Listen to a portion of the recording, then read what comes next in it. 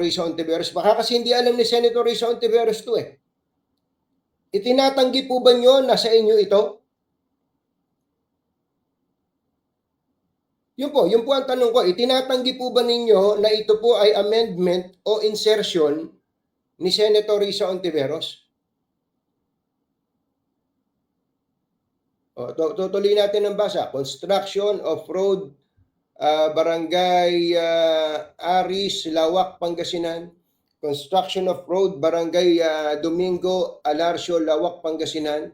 Construction of road, Sitio San Jose, Kakandongan, Natividad, Pangasinan. Construction of multipurpose building, Teen Center, San Fernando, La Union. Ayan po yung presyo. Ayan o, 20 million to. Construction of Barangay Hall, Barangay Buanta, Bawang. Mga magagandang proyekto po ito eh, mga kababayan. Ako naniniwala ako magagandang proyekto. Kaya, at this juncture, I want to reiterate that there is nothing wrong with insertion and amendment. Kaya huwag kayong masyadong defensive. Wala pong masama dyan. Lalo na nga kung in-implement ng tama yung proyekto. Ano ba problema doon? Tuloy natin. Construction of Barangay Hall, Barangay Bawanta, La Union. Construction of City Pavilion for 1 Bonuan, Dagupan City, Pangasinan. Phase 3, 30 million. Construction of multipurpose building, Agri-Aqua Building. Ang gaganda po nitong project na to. Into Training Center, Lingayen, Pangasinan, 25 million.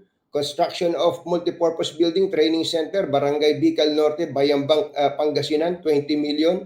Construction of Obensaban Road at Barangay Gubkok, Tabuk, Kalinga, 25 million. Construction of road, Barangay Kabarutan, Kawayan, Isabela, 10 million. Concreting of road, Barangay Babaran, Itiaga, Isabela, 10 million. Construction of road, Barangay Garit Sur, Itiaga, Isabela, 10 million. Ito, flood control tong susunod. Construction of Sinili Flood Control Structure Section 3 at Barangay Sinili, Santiago City, Isabela, 100 million. Yan po first page pa lang. Alis ka nga muna dyan, first page. Alisin ko lang tong first page na to. First page. Page 1. Aalisin ko na po muna ha. Okay, aalisin ko po muna mga kababayan itong remove. Ni-remove ko na. Aalisin ko na. Remove from studio.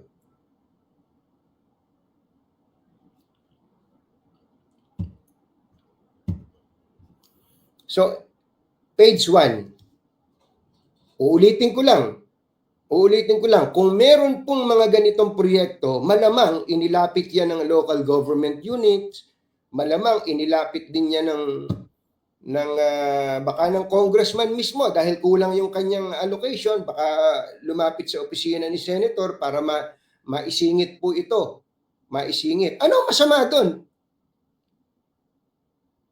Ano masama po doon mga kababayan kung meron siyang insertion?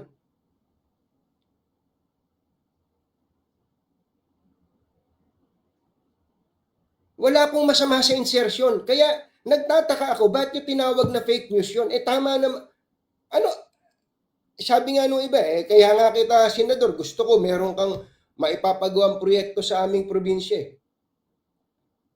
Okay, puntahan natin yung isa pang pahina. Pahina 2.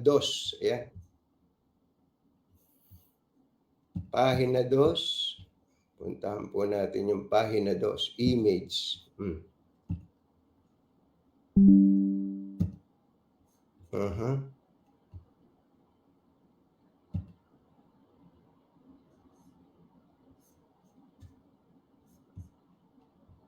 Add to stage. Ayan po yung pahina 2.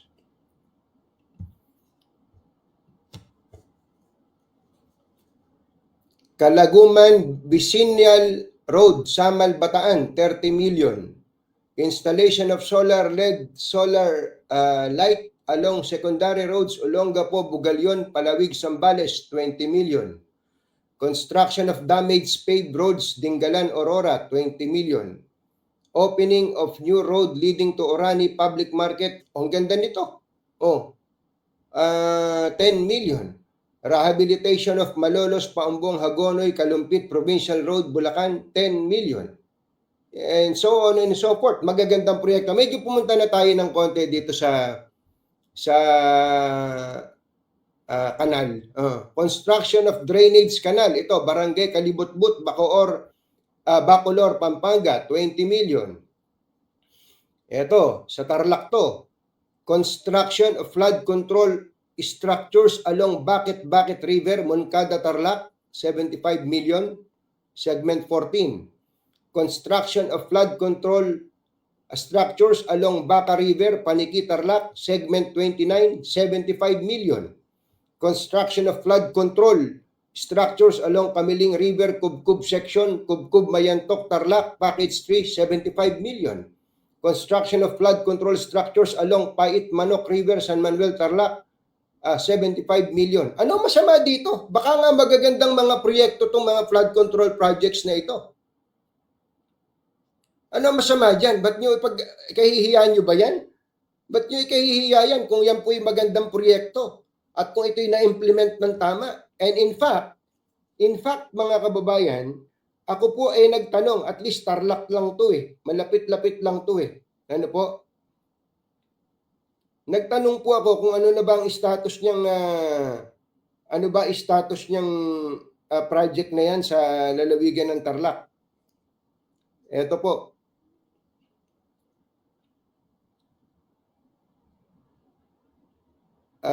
Yung construction of flood control structures along Baka River, Paniki, itong segment 29, ito pong pangalawa, Paniki, Tarlac.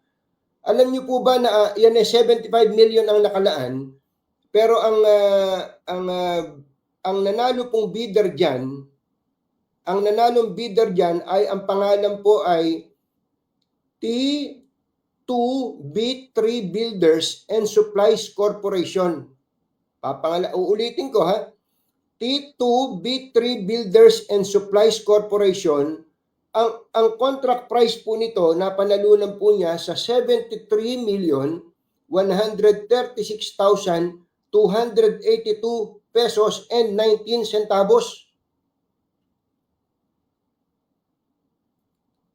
Ito po ay nagsimula noong April 8, 2025.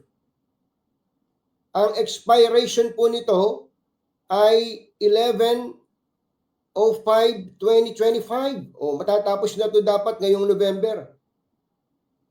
Ang actual accomplishment nito ay 93%. So, matatapos na itong proyekto na ito eh. Sige. Puntahan pa natin itong, nakita niyo po, nilagyan natin ng stabilo, boss. Boss, stabilo, boss. Ito pa yung isang project, yung segment 14. Ito, yung construction of flood control along Bakit River. Yan po ay may contract ID 25, ibig sabihin 2025 CJ 0161. Construction of flood control structures along Bakit River, Moncada, Tarlac. Ang contractor po nito ay RD8 Builders Corporation under the name of RD8 Builders. Bagamat 75 million po yung allocation dyan, ang contractor ay nagbid at ang napanalunan niya sa presyong 71, nakatipid, 71,949,079 pesos and 6 centavos.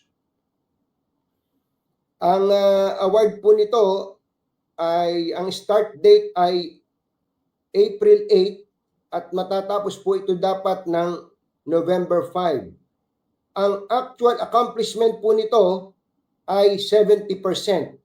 Dapat ang accomplishment niya as of today ay 88.15%. May slippage po ito ng 18.15%. Resibo po itong pinapakita namin sa inyo. Uulitin ko uli. May masama ba sa insertion? Mga bata, Wala po. Kailan lang nagiging masama ang insertion, mga kababayan? Kailan lang nagiging masama? Kapag ka po, una, nakialam si senador o congressman sa post-enactment activities. Pangalawa, kung siya po ay nag-endorso o pinili niya ang kontraktor. Pangatlo, mga kababayan, ay kung siya po ay kumikbak o naghingi ng porsyento sa proyekto. Pero kung hindi po ginawa ng mambabatas yun, okay lang po yun. Wala pong masama doon, mga kababayan. Wala pong masama doon.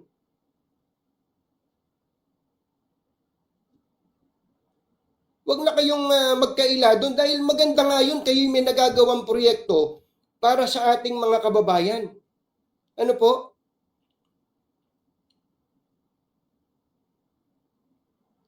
Hindi po ito fake news. Hindi po ito fake news, mga kababayan. Sandali lang at magpapatuloy po tayo. Aalisin ko po muna to dahil baka hindi nyo na nakikita yung kapugian ko. Ayan. Yun, ganun sana.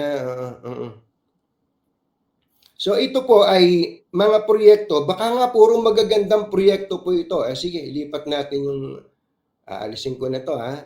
Aalisin na natin. Alis po dyan. Ngayon, hanap pa tayo ng iba. Page 3. Ayan. Page 3. Image file. Ayan o.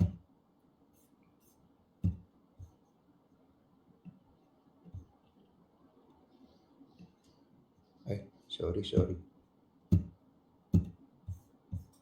Recent. 1, 2, 3.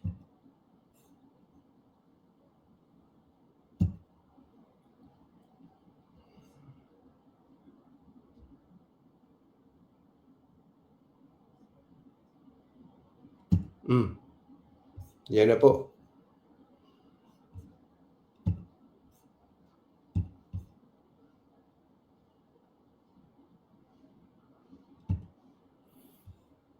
O eto. Ito naman. Rehabilitation of multipurpose building in Barangay Poblacion, San Nicolas, Batangas. 10 million. Ang gandang project nito. Construction of multipurpose building at Rizal Integrated National High School, Barangay Rizal, Lipa City, Batangas. 15 million. Construction of multipurpose building, daycare center and health center at Barangay Mabini, Lipa, Batangas. Kaya puro Batangas yun. Tapos ito, construction of school building with roof deck, Barangay Paliparan 3, Dasmariñas City, 65 million. Malamang magandang project din ito. Construction, completion of university dormitory at Southern Luzon State University, Gumaca, Quezon, 30 million. Maganda yan. Maganda, dorm ng mga estudyante yan eh. Construction of multipurpose building, DSWDO San Luis, Batangas, 5 million. Construction of waterworks at Barangay San Miguel, Lobo, Batangas, 5 million. Construction of seawall. Ay, hindi ko na isama sa kwanto ah. Hindi ba pagka seawall, parang flood control din yun? At Sitio Tadyok, Barangay Alibog, Magsaysay, Occidental Mindoro, 8 million. Construction of school building with roof deck, Sablayan, Occidental Mindoro, 65 million. Rehabilitation of multipurpose building, Magsaysay, Occidental Mindoro. Construction of road at Abella, Naga, Camarines Sur, 5 million. Improvement of Poblacion Road Network, Sorsogon City, 40 million. Magagandang proyekto po yan. Ito, flood control tayo.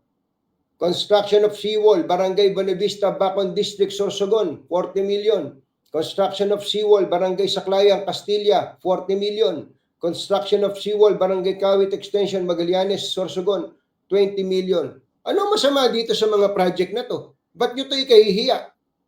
Bakit ako mahihiya? Ihi. Hindi nyo dapat ikahiya ito, mga bossing. Huwag nyo ikahiya yan. Maganda naman yung project na yan eh. Maganda yan. Again, para lang hindi natin malimutan, ang insertion or amendment per se is not bad. Is not bad. Uulitin natin, di baling sabihin yung mukha akong sirang plaka dito. Kailan lang nagiging masama? Kapag pinili mo yung kontraktor, kapag ka ikaw po ay humingi ng kickback at hindi ginawa ng maayos yung proyekto, lalo na kung naging ghost yung proyekto. Ano po, mga magulang at mga mahal na. Walang masama sa insertion. Doon lang po nagiging masama.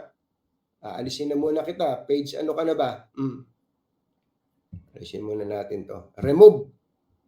Akala mo, hindi kita kaya i-remove ha. Remove.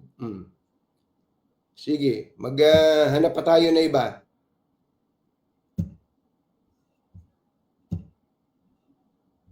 Buti na lang, nakapaligo ako. Nakapaligo ako ng konti.